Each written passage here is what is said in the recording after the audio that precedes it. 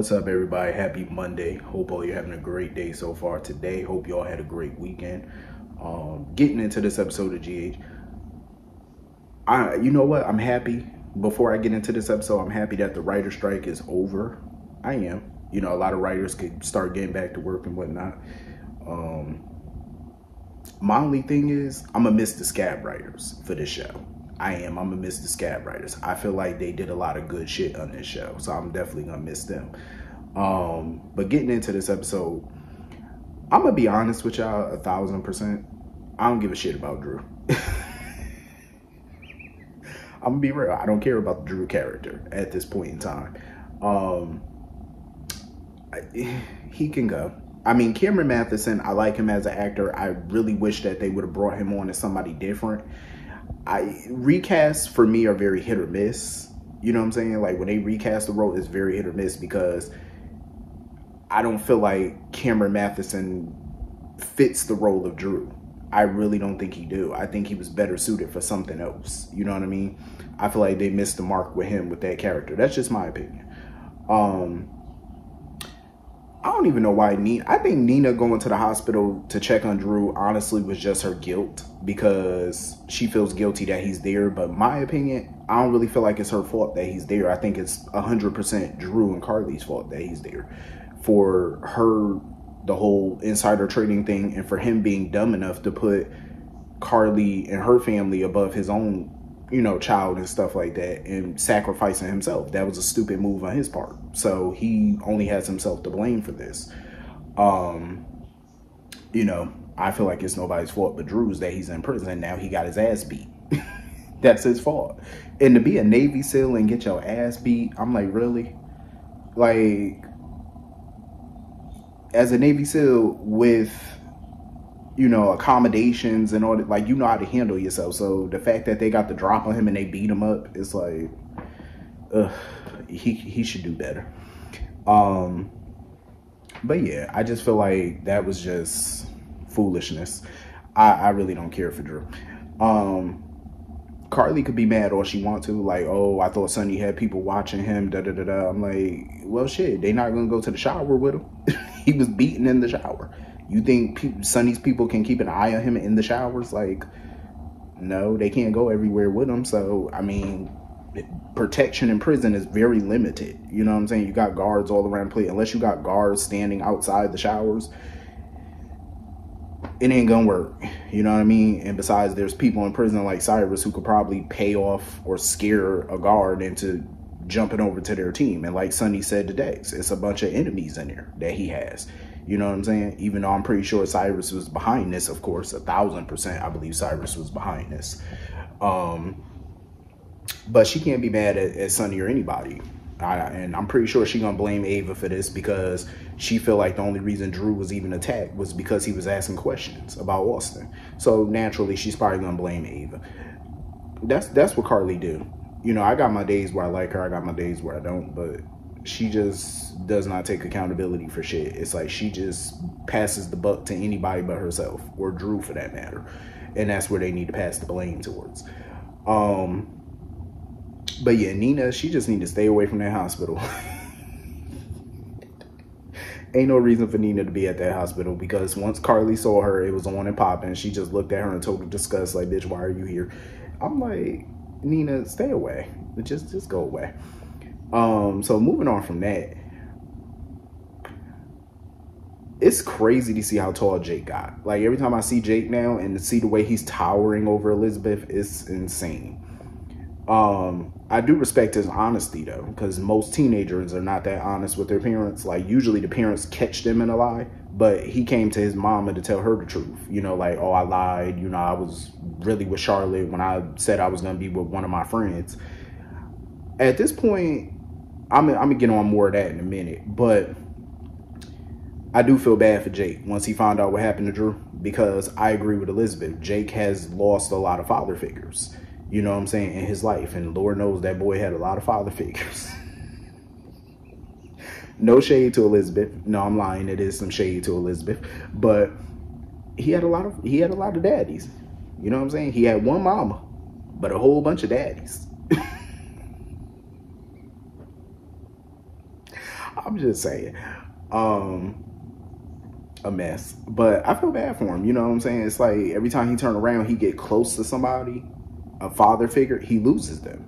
You know what I'm saying? It's like his biological father is presumed deceased. You know, Lucky left. Franco's gone. Drew went to prison and got his ass handed to him. You know what I'm saying? Like, it's a lot of daddy figures, you know, that he done lost. So I feel bad for the boy. But back to the whole Charlotte situation. Elizabeth need to forbid that boy from seeing this girl, because something ain't right with this girl. She's very ticky boom up here, and I wouldn't want my child influenced by her. I mean, they look cute together or whatnot, but she is the granddaughter of Helena, and I know you can't blame her for Helena's foolishness, but if Elizabeth knew what the rest of us knew, what's going on with Charlotte right now, I would forbid my son from seeing her. I'm like, absolutely fucking not. That little dream that she had about Anna pretty much taunting her about Valentine, I liked it. Anna looked so evil in that dream. Like, she just looked downright just evil. I definitely feel like I'm starting to get more convinced that Charlotte definitely burned that house down, because these dreams that she's having and her attitude towards Anna, like when Nina mentioned it the other day and she seemed so glum about it, and the fact that she fucking around with tarot cards and she got some little letter or whatever, I'm starting to believe that she behind all this. And plus the video, it's like more and more evidence just popping up that she behind all this foolishness. You know what I mean? What did y'all think about the new house that Valentine got? I like it. I like the new house that he got. Here's a problem. My only problem with the new house that Valentine got, the color. Why do they insist on going with these gray colors? These dark grays, blue gray. Why do they, like, somebody on set like gray so much or something? Because every color that they paint these houses now are gray. It's crazy to me. Like, somebody be going a little bit crazy with the paint.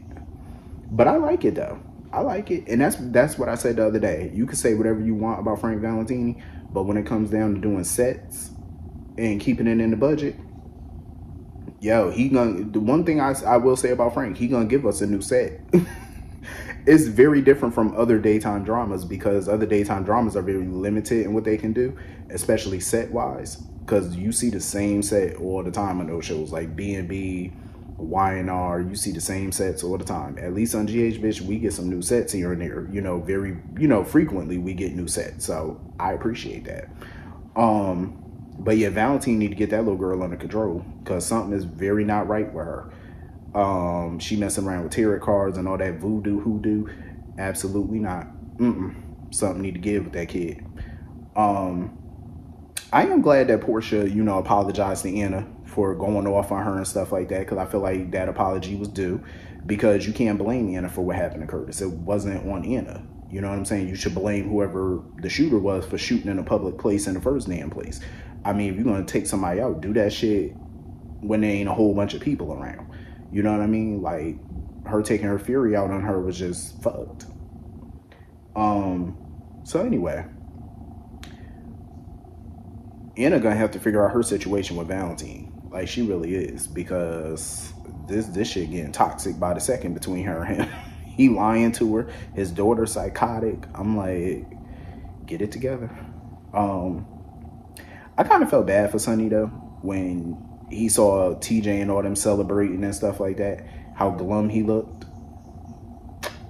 And I definitely understand why Sonny's starting to question if he made the right choice in getting into the mob in the first place. I get why he's questioning himself and why he went to Anna, you know, about that. Like, he was like, you know, that question you asked me, I think it really stung him when she asked him that before. Like, do he regret that? And I think he's starting to wonder if he does. Here's my take on it. Sonny grew up in the 70s and the 80s, because I believe Sonny was born in the late 60s, I believe, like 68, 69, I believe, or 65, somewhere around there. Either way, he was born in the 60s, but you grew up in the 70s and the 80s, and he grew up poor. You know what I'm saying? His family wasn't rich. You know, it wasn't back in those days in the 70s and 80s, money-wise, career-wise, there wasn't a lot of options for people, back then. You know what I'm saying? With recessions and stuff like that, it wasn't a lot of options. Back then, the only way to really make a living was to go to college. The legitimate way to make money back then was either to get some type of loan and start a business, or go to college. Go to college, get a degree, become a doctor, a lawyer, or something. You know, that was the only way to become a success back then. But when you didn't have much and you didn't have no way to get to college and stuff like that, some people turned to crime. You know, they became drug dealers, you know, numbers runners, whatever, pimps, whatever. They did whatever the hell they had to do back then. So, you know, back then you didn't have a lot of options like we do today. Today we have a lot of options when it comes down to making some money. You know what I'm saying? We got way more options now than people had back in those days coming up. So it's kind of like, I understand the regret of it because of what it's doing to people around you, and the fact that he's not able to really have a normal life. You know, he can't give his kids a normal life. And I think Sonny has overcompensated over the years for his kids, like by buying them things that they wanted, making sure they had a big mansion to live in. He's compensated for that because he wanted them to live a life he never could. But at the same time, I think he always felt bad because his kids had to walk around with bodyguards all the time, and now people are getting shot around him because of shit that he's into. You know what I'm saying? So I can see how that would fuck with his mind a bit. I totally get it. So anyway, moving on from that. This whole Molly Christina shit is really like driving me up a wall. Like, I really don't understand what all this beef is about between them, about the surrogacy stuff. Like, now they're worried about how she gonna take it that the surrogate is pregnant. What is the big deal? Okay, because I get Christina might feel a certain way because she wanted to be their surrogate, but it's like, I would hope Christina would be happy for them. You know, I could see why they didn't choose her to be a surrogate. Why would they? You know, I think that's too much drama, is toxic. I mean, I'm happy for Molly and TJ and whatnot. I hope it work out for them, but I still don't trust that Andrea chick. I don't trust her as far as you could throw that witch. But if I was Christina, honestly, I wouldn't even be mad about it. And I'm glad, you know, Alexis changed the subject to her center and stuff like that, because I think that's what Christina's focus needs to be on. Like, I wouldn't even worry about Molly and what she got going on right now. I'll focus on me, myself, and I, and what I got going on.